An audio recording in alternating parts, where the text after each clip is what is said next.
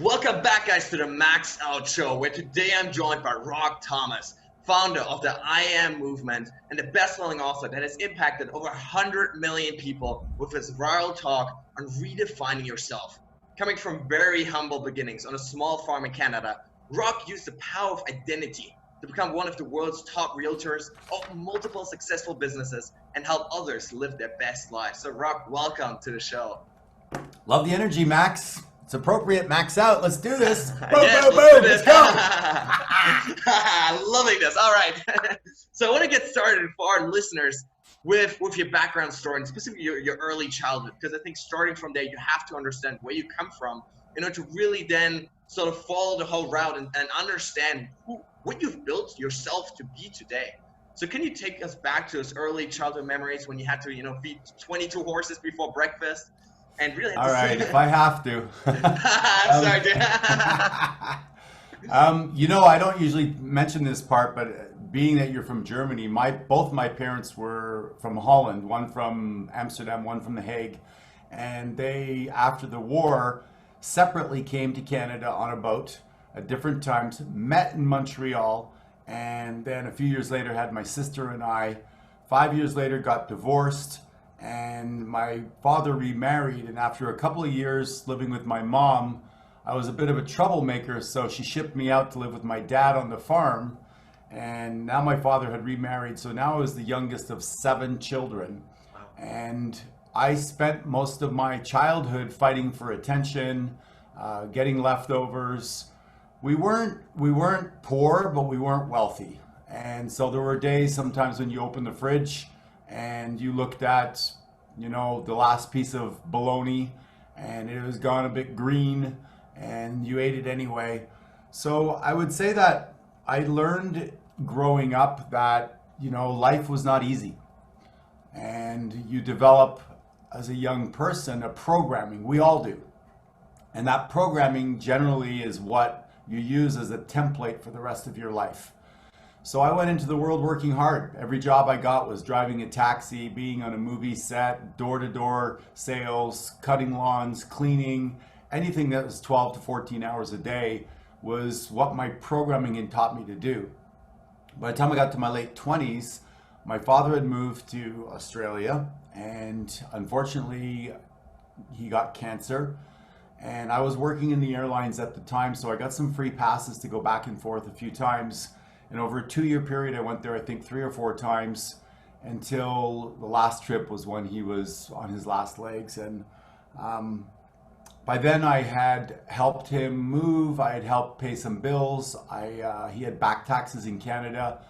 I took on the noble responsibility of paying those off. And all of this landed me on my mom's couch, $30,000 in debt, evicted from my apartment, divorced, and looking for answers that a young man on his own wishes his father was there to guide him a bit, but my father wasn't. So I made a lot of bad decisions. I thought I was making good decisions, but I don't know if you have this experience, Max, but when people struggle, I would say primarily males, they tend to isolate themselves. It's like a wounded animal does not just go running around talking to all the other animals. Yeah. It pulls itself into the darkness. It tries to heal itself. And so I did a lot of that. And during that time, I made a lot of bad decisions because I only had my young little farm boy mentality. And then I came across a mentor in the second stage of my life at 30 and got into real estate. And that's when my life changed completely. And I became a top salesperson. I bought the company. I took it from 300 million to $1 billion in sales, and wrote 3 books, started coaching people, sold the company for $4 million, retired to Florida, worked on my golf game for several years, spent a lot of time with my kids, trying to be the father that I didn't have. And then life continues this journey. The person I sold it to, they stopped paying, so I took the company back. And so now I have several real estate operations. I have 42 streams of income. I guess you call me a serial entrepreneur. But my real passion is helping people learn from the mistakes that I made so that they don't isolate themselves. And they don't try to figure it out on their own, because it's lonely. It's the longest way to learn. And So now I've helped create 61 millionaires in a mastermind group that I have, and I'm very passionate about that. Yeah, I love that so much, and specifically this part of redefining yourself and using the power of I am, and I want to dive into it later. But first, since you mentioned it, like for people, and especially men, like you say, they're in this space right now when they're this wounded animal, right? And they're retreating. I have so many friends like this, right? They say like, hey, if they don't feel well, instead of hanging out or like reaching out, they'd rather just sit at home and try to deal with it themselves, right? Because they want to be tough and strong. So what can you say to people like that are constantly like retreating in that case? What else could they do to really make sure they get through these tough times in a more effective way? I got two words for them. Brené Brown. Brené Brown. She talks about the power of vulnerability and the importance of understanding that we're all hiding behind these masks and these egos, trying to look good and be strong.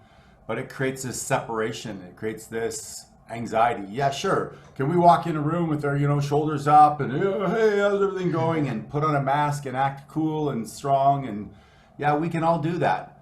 But what we crave, Max, is to connect with other humans. And the way you connect is to be authentic and vulnerable. So it's taken you a lot of unlearning to do that and to be honest with the things that I've struggled with. And, I mean, I've made bad investments. I've made bad decisions. I've made bad choices. And most of my life, I tried to hide them.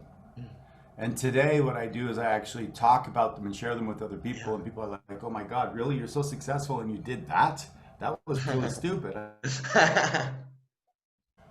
I'm not stupid. The activity was stupid. The way I behaved was stupid. And Brené Brown talks about this. When I tell you about something I went through that I'm embarrassed about, if you're considerate and you're empathetic, I get to heal. If there's an embarrassing moment that you can share with somebody and they can empathize with you, you have an opportunity to heal. But what happens sadly is that we don't know how to do that as humans, so we tell people stuff and then they laugh at us or they shrug it off. Oh, don't worry about that, you're okay. We need to more experience these things with each other and to be heard and felt and seen. And as you do that, then there's this connection and there's this healing. So yeah, Brené Brown is a really good thing for people that are struggling and isolating themselves. I highly recommend it. I love this idea of like vulnerability. In fact, my relationships with friends and stuff have fundamentally changed once I started opening up, especially about like insecurities and fears and all the things I was scared about and all my past mistakes and stuff. In fact, one of the questions that I ask every single guest is their favorite failure, right? So their biggest kind of mess up that allowed them to later learn and get better from. And so I love what you're saying here about really being willing to open up. So yeah, what I'd love to learn more about now is this programming, which I think this seems to be really the thing that changed your life when you were certain your mentor told you basically, like tell yourself like I'm ruggedly handsome like Clint Eastwood, right? So can you tell that story and why changing our self-image is so important? Yeah, so as we grow up, Max, the people around us tend to help us identify ourselves because we don't know. So imagine you grow up and you don't know if you're a boy or a girl. So you're taught, no, you're a young boy and boys like to play with trucks and stuff like that. So, and unbeknowingly, the parents and the caretakers and the teachers put labels on us. He's shy, she's smart, he's funny, you're short, you're too tall for gymnastics, whatever. And so we start to look at the world and we go, oh, I can fit in here. I'm not good at playing football, but I'm good at chess. And we're finding a place to survive and to live and to fit in. So after a while, we have a way that we see ourselves. Unfortunately, most of the people that give us labels don't do so from a conscious, empowering place. So I was, by my brothers and sisters, called Pizzaface because I had acne growing up. And so every day I got up as a young boy, I'd look and run and look to the mirror because I was afraid of being ugly. If I was ugly, nobody wanted to be around me. No, of course, the more I focused on it, the more I saw them, the bigger they were. And I look back today, Max, on the pictures of me as a young man, and my acne was not nearly as bad as I thought. Yeah. And most people, it would have been like average for a teenager. Mhm. But because of the labels from my brothers and sisters, I made it worse. Well, this carried on right through until my late 20s. I put women's makeup on to cover it up. I went in the sun to try to dry them up. I took medication. It became a big part of my life. Yeah. It was every day I thought about it. This one suggestion from my brother primarily, and it became a filter and a lenses for my entire life. Think about it.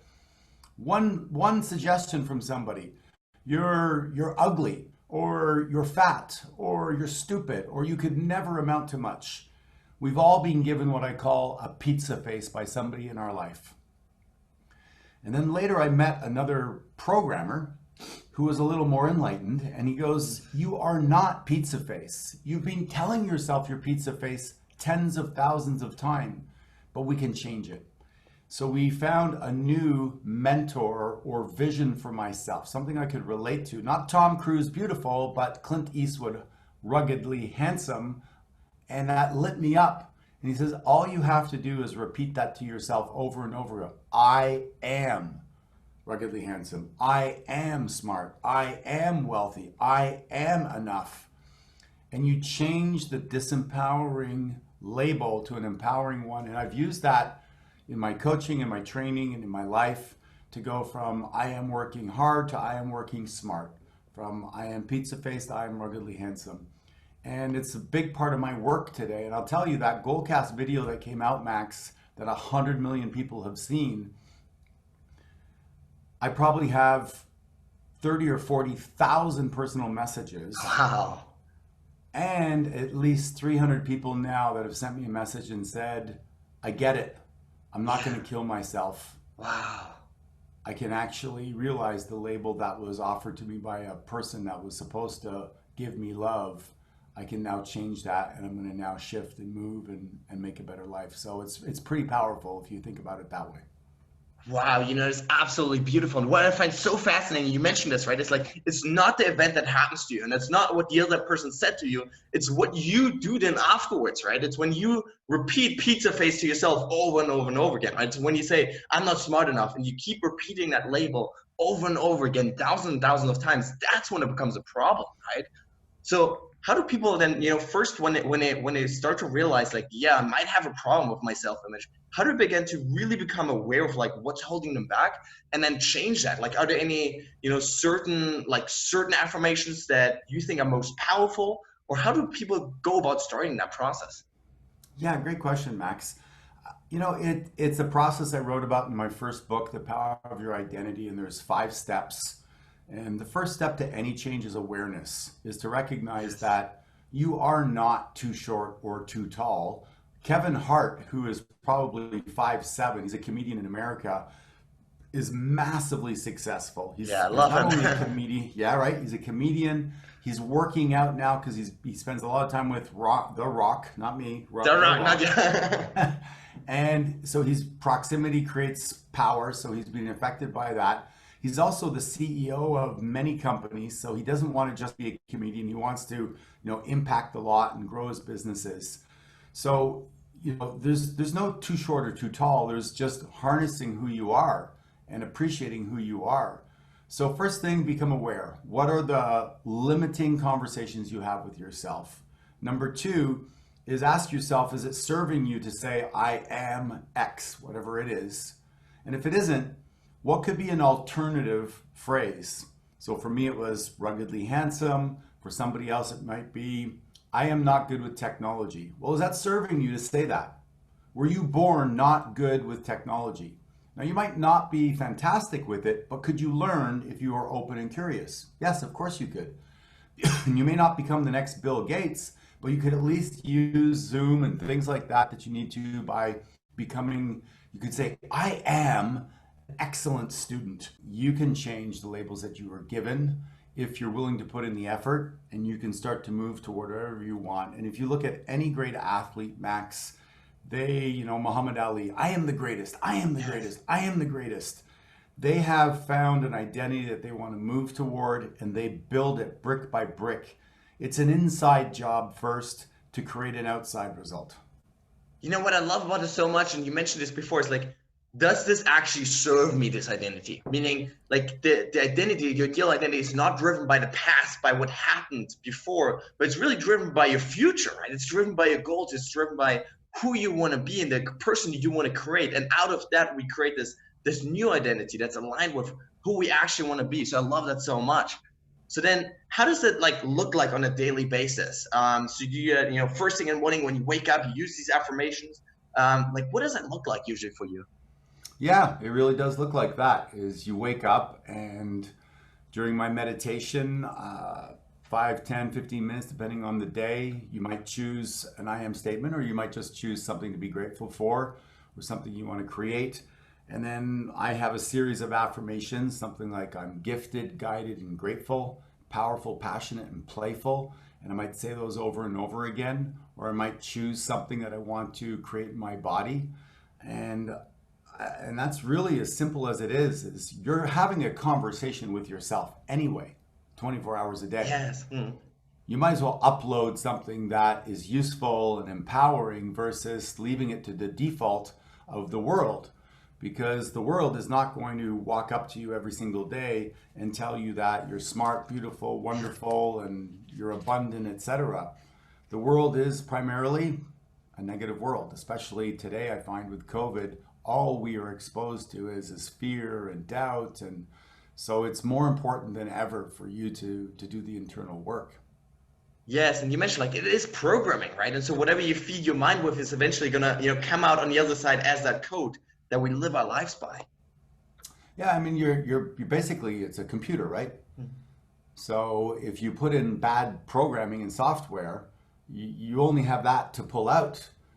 I say to people, if you grew up in China, you probably eat more rice than you eat right now, Yeah. because that's what you're exposed to, right?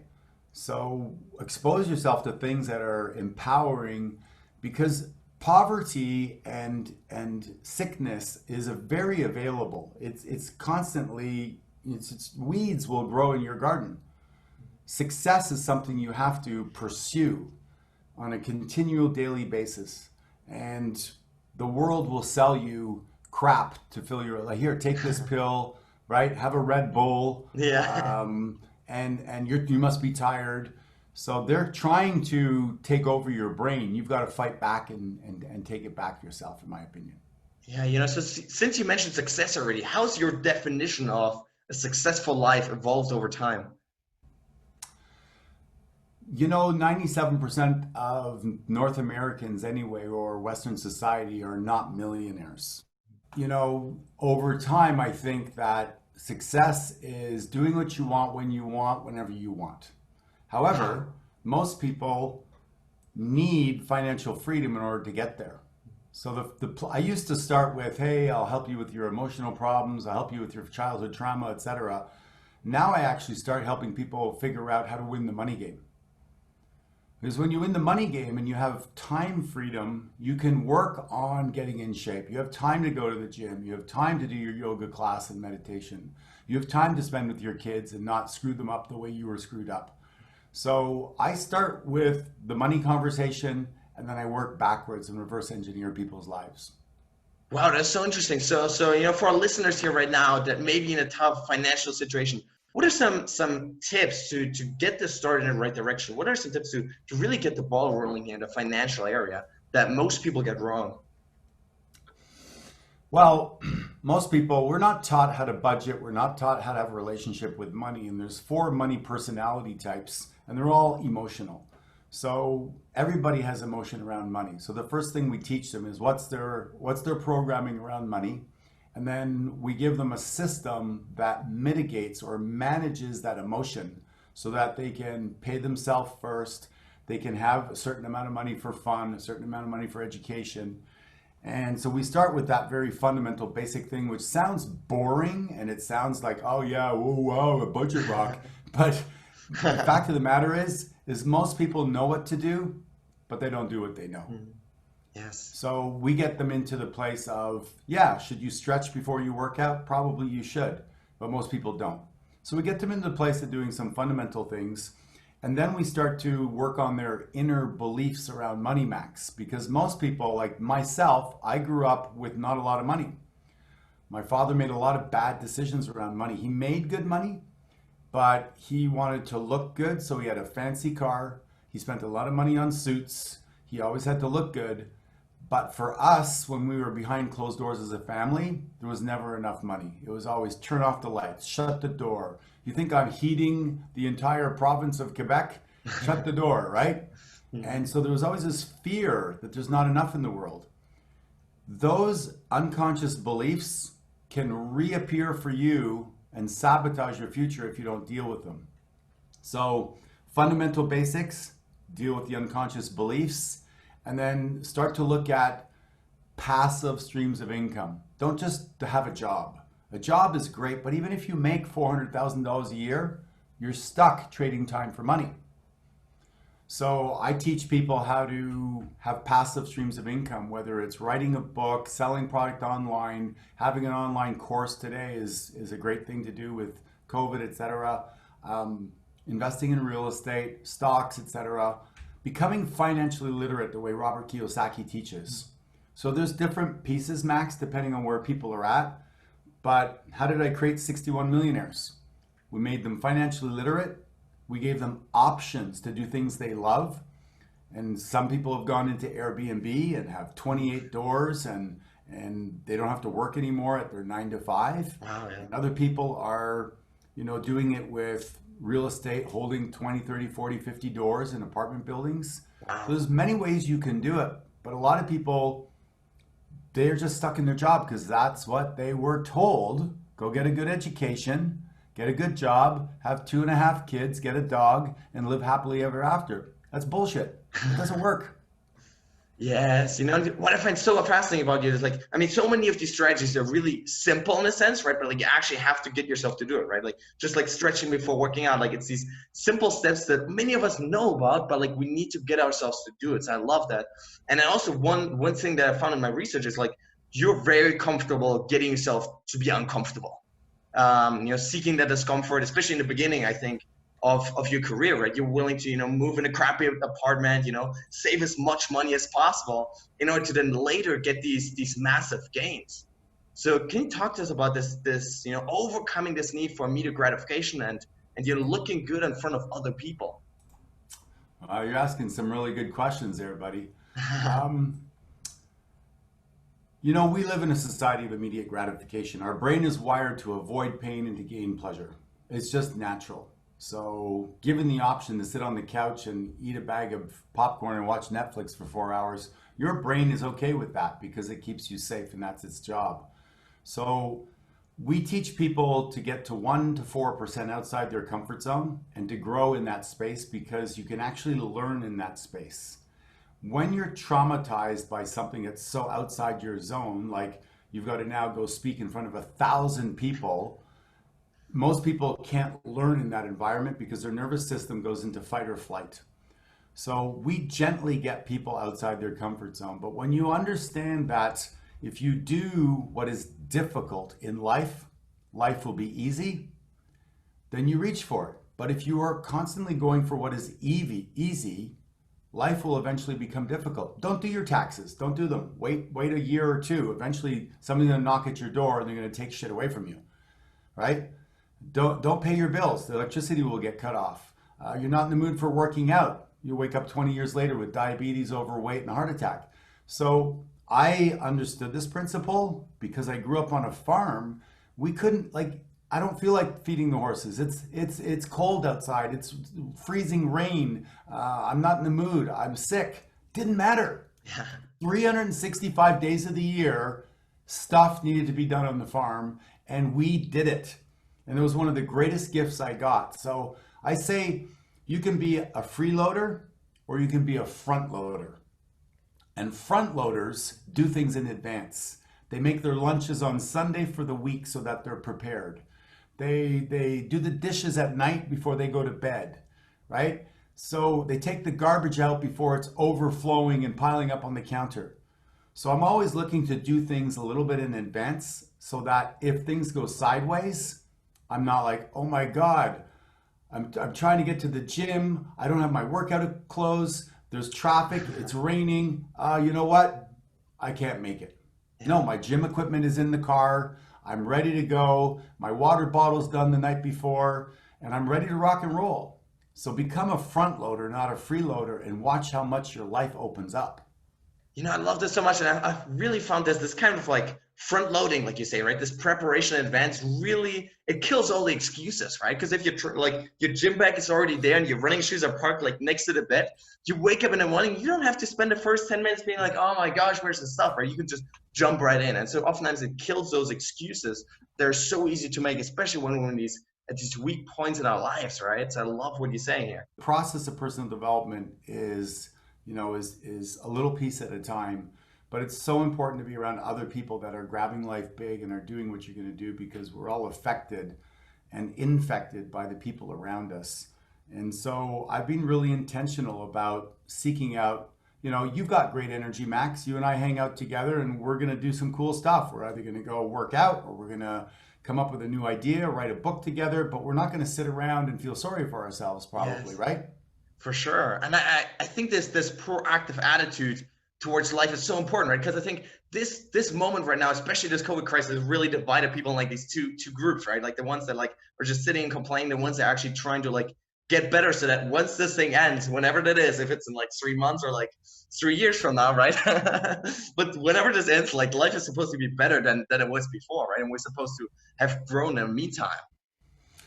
Yeah, I mean, honestly, I did not think it was going to go on this long. I was one of those people like, it's going to blow over. But I'm learning that, and I just did a little Facebook Live on this, is think back to 6 months ago when it started, is, Amazon stock's gone up 40%. Zoom stock has gone up from 100 to 250. There's a company that sells patio furniture that went up from $10 to $100. Wow. In the next 6 months, there's opportunities that are going to create wealth and transformation for people. So, what do you need to be having your eyeball on right now? What can you take advantage of? And maybe look back 6 months and see what was missed. The airline stocks and the cruise line stocks are being beaten up. Maybe in the next 6 months, those ones are going to come back. Maybe that's something to look at and say, is it time soon to get back into those? So, I don't have the crystal ball on it, but I'd say there's opportunity right now for everybody. Yeah, for sure. Especially for me personally, like I quit my job and launched this podcast exactly when COVID was starting. So I just kind of used it as like this transition moment because I figured, hey, I'd be stuck probably at home anyways for a couple of months. So might as well just jump right in. Um, so really for our listeners, like use these transitional moments and oftentimes these setbacks in your life to see like, to take a step back, right? And ask yourself like, what is the opportunity here? What's the possibility here? So, Yeah, 100%. Rock, yeah, Rock, I told you before, one question I ask every one of my guests is, what's your favorite failure? Like, do you have a favorite failure you truly learned from and grew from?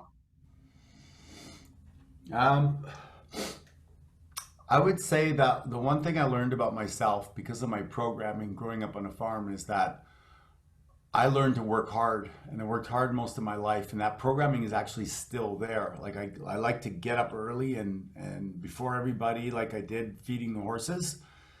So our programming is very, very strong. So I've had to learn how to move away from working strong to working smart. And so what happened was I would work very hard, make a lot of money, then invest it, and I would make these investments that were not well thought out. I literally invested in a gold mine, Wow. $250,000. And Gold mine. yeah, literally in What year Australia. was that? Like, that must have been a Yeah, well, they while ago. still mine for gold.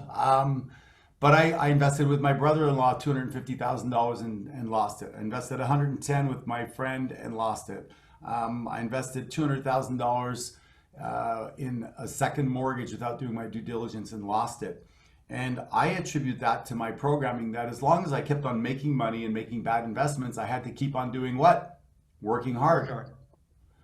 So I've had to look at my belief there and go, okay, if that's my Achilles heel, my weakness, now I have, before I do any investments, I run it by two people that are really good at investments. Hmm.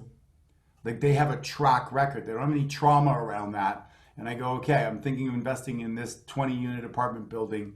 Here's the deal. Here's what I get. How does that look? Here are the partners, etc. And I'll tell you, 90% of the things I was going to invest in, my smarter partners or advisors tell me that's not a good, from their perspective, deal. So I would say the biggest lesson is to really look at the results you're getting in your life, whether it's not being in the shape that you want, what have you. Find people that have those results, and then present to them your plan to get to where you want to go. So if you're 40 pounds overweight, you've tried every diet on the planet and you can't lose weight, go to somebody who's a nutritional therapist, or who's somebody who's really gotten great results, and then show them what you're doing and be open to being wrong. Yeah. Right? Don't go and go, here's my plan, tell me how right I am. Go and ask them, what am I missing? Right? And so that's been the greatest lesson for me. Is, again, it's back to what we talked about before, is the ego wants to be right. I've learned, and guess what? It's made me closer to people. Because if I go to these people and I say, hey, here's my plan, here's what I'm doing, what do you think? And I'm successful in a lot of areas and have a lot of respect in other areas. And then I come to them and I ask for help here. They're like, wow, that's really big of you, Rock, to admit that you're not strong there. And so that's the greatest gift, is where you keep on stumbling, where you keep on not getting the result that you want, there's something you're not seeing and you need some help. Yeah, I think it's always Tony Robbins that said success leaves clues, right? Like there's certain things you need to do in order to be successful in any area, right? If you want to get in shape, there's certain things you need to work out, and there's certain foods you need to eat, right? And it's oftentimes that simple. And so I love what you're saying here about really getting that mirror in front of your face, or having outside mentors telling you like, hey, like objectively looking at your life and saying, hey, you kind of gotta change that, and then you'll start seeing the results that you want in your life. Yeah, I mean, here's a funny way to look at it. If you went up to somebody who was overweight and you said, listen, I'm not overweight, but I'd like to become overweight, what do I need to do? They can give you their strategy. Yeah. Right? Don't exercise, eat a bunch of stuff after dinner, lie around, right?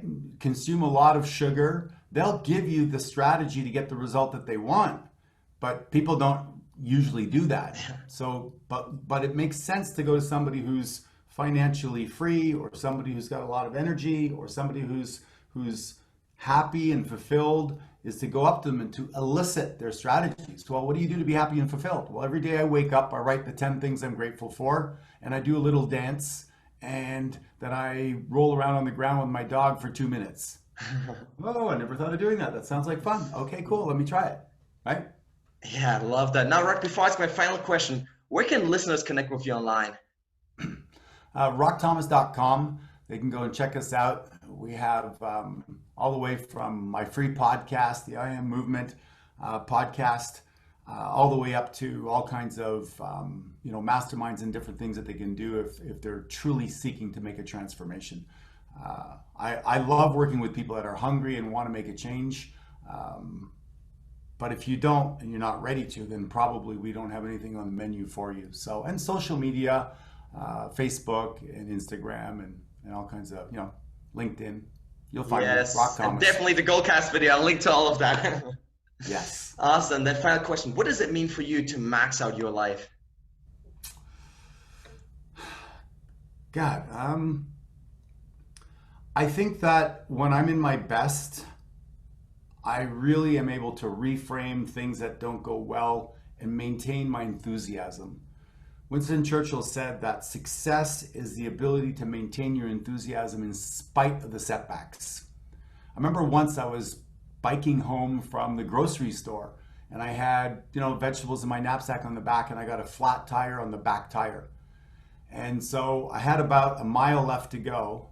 So I leaned forward and I put all my weight, as much as I could, on the front tire, and I kept on pedaling, and I made it home. And to me, that was finding a solution in a difficult situation. I could have carried the bike, I could have walked the bike, but it was a challenge for me to find a way to be innovative, to max out that experience. So I think pivoting, being open, being creative, being willing to look for the silver lining rapidly is one of the things that allows me to max out each experience, because we live in moments. So waiting to have a great year means you've got to have a lot of great days. And in order to have a great day, you have to have a lot of great moments. So pivot, change the meaning, find a solution, be creative, maintain your energy, and laugh at yourself.